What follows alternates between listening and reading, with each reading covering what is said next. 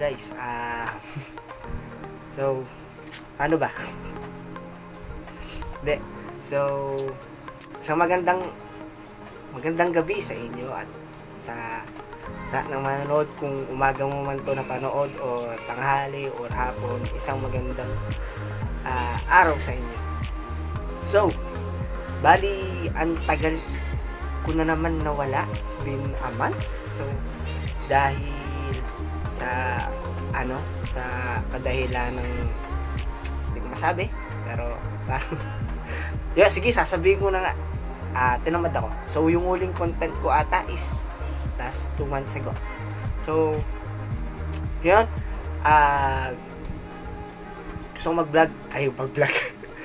So, dahil nakita nyo naman may lighting na tayo. So, dahil may lighting tayo, may meron kasi isa ko. Mari, cellphone talaga to. Ganyan. Yan tayo kalakas. Hindi, ako lang. Bigay lang sa akin ni Kuya yan. Sana sa susunod, yung pinaasam-asam na natin na camera talaga na pang-vlogging.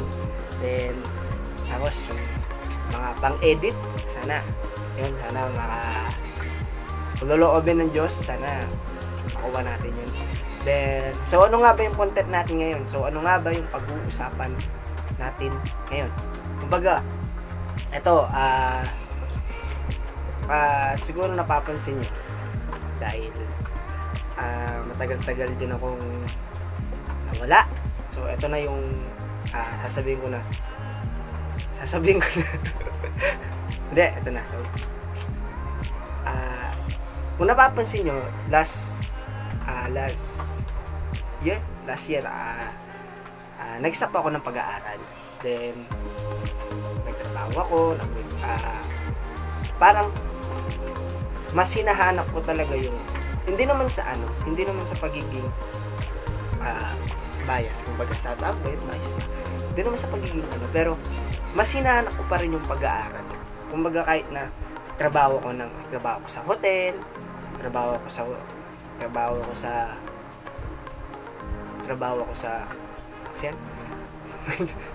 miltihan, trabaho ko sa yun.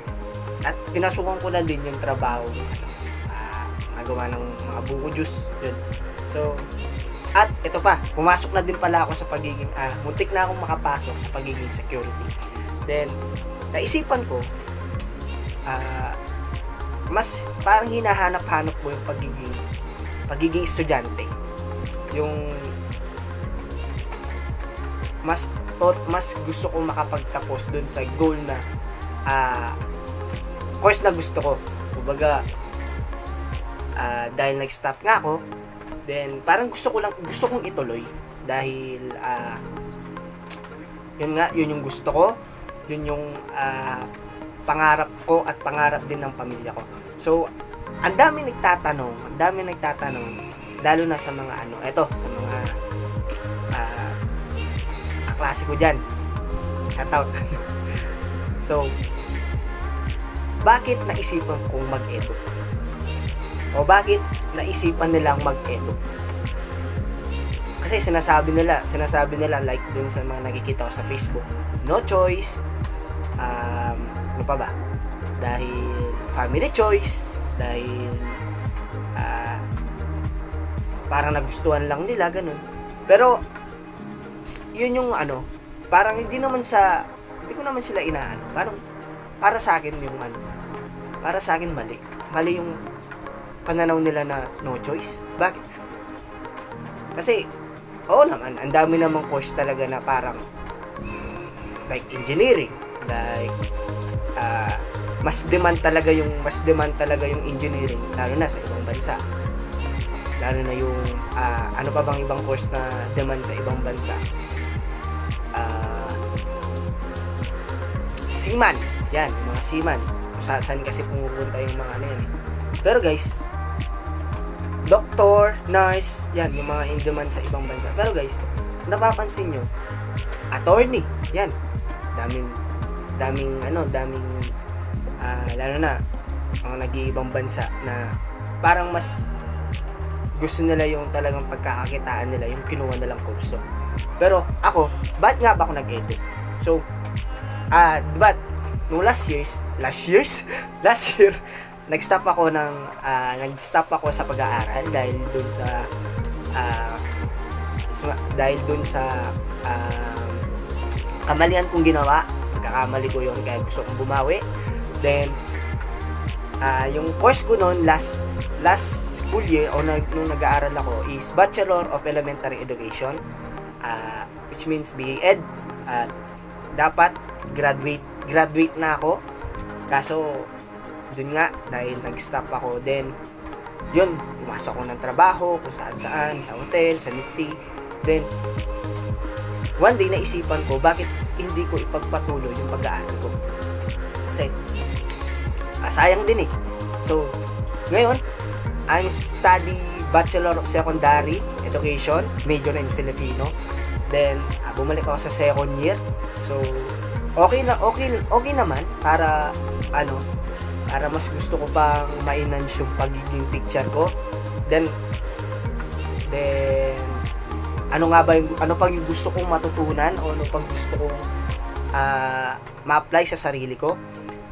Sakto, hindi na po ako nag-aaral sa dati kong eskwelahan, yung pong Santa Rita College of Pampanga. What's up guys? Namimiss ko yung school na yun, promise. Ang dami kong memories doon, na lalo na yung mga kaibigan, yung mga teacher na naging ka-close ko.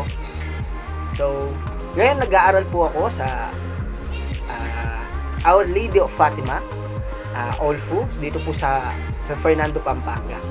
So babalik tayo doon sa question na bakit nga ba ako nag-edu.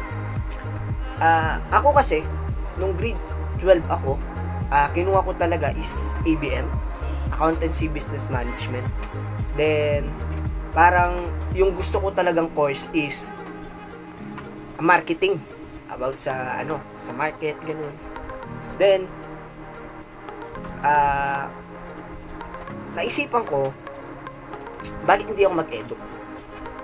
Sabi din kasi ni mama, total tinuturuan mo din naman yung mga pamangkin mo noong bata sila, ba't hindi mo subukan mag-edu? Parang nakita sa akin ni mama yung pagiging teacher. Yun, so trinay ko siya. Yun nga, naging BA Ed ako, na BA Ed. Kaso nag-stop ako nga, bumalik ako ng second year. Tinitake ko ngayon yung secondary, major in Filipino. So pag sinabi kasing teacher, lalo na dito sa Pinas, nakadikit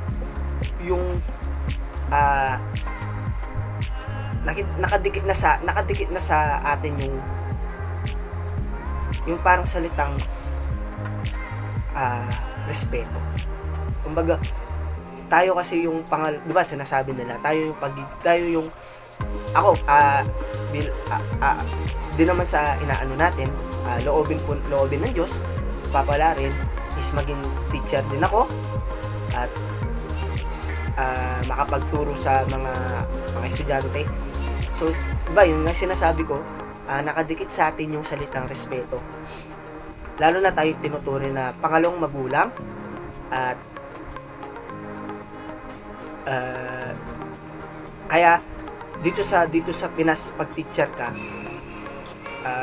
hindi ka pwedeng magkamali, diba? Kasi parang doon nila sasabihin na teacher ka ganyan, teacher ka ganon, diba? Marami talagang tao, hindi mo ma-explain yung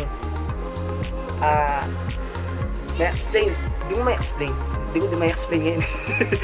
Hindi, yung baga, yun nga, yun sa napanood kong vlog kanina, na sabi nga nila, once sa teacher ka dito sa Pinas, nakadikit yung salitang respeto. Kasi teacher ka nga naman eh. Kumbaga parang ikaw yung mag-guide sa mga bata para may matutunan sila, tama nga naman. Kaya ako, isipan ko mag-edu kasi yun ang hinahanap ko eh. Yan na yung parang mas gusto na ng puso ko. Maglingkod sa mga estudyante in the future. Hindi naman natin masasabi bukas, panahon o yung taon, di ba? So papalarin man tayo ng Diyos, sana makapagtapos na tayo ng pag-aaral kahit na ano man yung struggles na pinagkaharap natin ngayon. Kahit na mahirap, kakayanin. Then, yun nga, pinaulit-ulit ko na sinasabi to. Sabi kasi ni, isa lang yung tumatak sa isip ko na, parang yung isip ko na sinasabi nila na, lalo na si mama, sinasabi sa akin na, walang ibang course kung walang course kung walang teacher. Totoo naman yan. Kung yung napapanood nyo to, lalo na sa mga estudyanteng katulad ko at sa mga teachers po na nakikinig sa vlog ko, paki-like naman po o paki-comment po kung totoo po yung sinasabi ko. Na wala pong teacher, wala po yung ibang course kung walang teacher. Wala pong engineer, wala pong nurse, wala pong teacher na sa susunod na henerasyon, wala pong police, wala pong kahit anong course kung walang teacher. Then, yun nga, sana maging yung mga nangangarap ding maging teacher, huwag yung sukuan, lalo na yung ako kasi parang nagkamali ako that time na sinukuan ko. Nagkamali ako, parang yun, ngayon tinutuloy ko na dahil gusto ko nang makapagtapos ng pag-aaral at tawaging bilang dakilang guro ng ating bansa. Yun lang yung gusto kong sabihin. Dahil ayun, di ko man ano yung nasagot yung bakit ako nag-edit. Ay, nasagot ko. Bakit nga, ayun nga. So, wala na akong masabi guys, yun lang. So, sa mga nangangarap, lalo na sa mga nangangarap yan, patuloy nyo lang. Dahil hindi naman natutulog yung Diyos sa hindi naman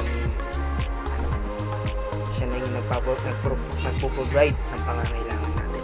So, yun lang guys. Sana nag-enjoy kayo sa vlog ko kahit na tagal ko nawala na naman. It's been a month. So, yun lang guys. Maraming salamat kung panalam ko. Hindi matawag ko sa inyo. Pasensya na sa background. Kasi lang kasi ingay. So, sana soon makabili na tayo ng mic, camera, and editing tools kumbaga, 'di ba? Sana loobin. So, 'yon, kung nag-enjoy ka sa video na 'to, mag-like and subscribe ka na. Don't forget to comment. Then babasahin natin 'yan sa susunod na vlog. Yung tanong ko is, ito yung tatanong ko guys. Sana pakisagot. Bakit naisipan nyo yung course na tinitik ko ngayon? So, yun lang guys. Maraming salamat sa panonood ng vlog ko. Mahal ko kayo at God bless. Bye-bye!